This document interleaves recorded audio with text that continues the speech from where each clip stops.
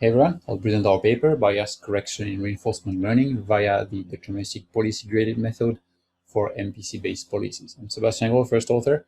I wrote this paper with Mariel Zanon. We are from NTNU Norway and IMT School of Advanced Studies in Italy. So a bit of background on this paper. We are interested in reinforcement learning based on MPC. Why do we want to do that? MPC gives us a very structured policy for reinforcement learning, so we can embed prior knowledge in the MPC scheme in the form of models. And MPC typically gives us pretty good control performances prior to learning, so it's a good place to start with a policy. A few benefits we get from that. It promotes the explainability of the policy in the forms of plans and predictions from the MPC scheme. And it allows us to formalize the notion of safe reinforcement learning.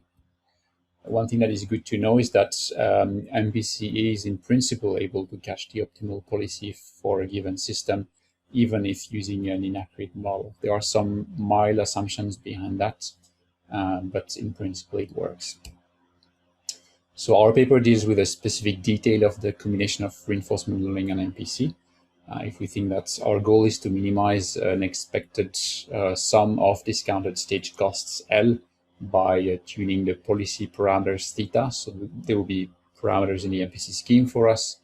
One way of doing it that is quite common is to use actor critique methods, and in particular the deterministic policy gradient method. So here the goal is to estimate the gradient of J.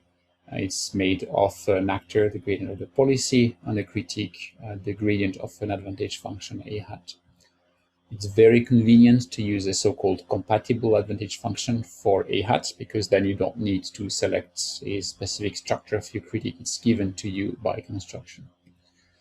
So we are interested in constrained policies in the context of MPC. We may have restrictions on the actions and on the states we are allowed to visit.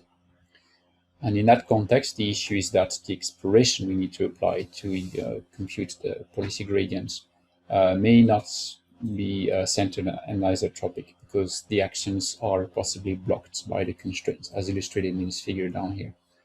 As a result, the gradient you estimate from classic methods may become biased and yields somewhat incorrect learning.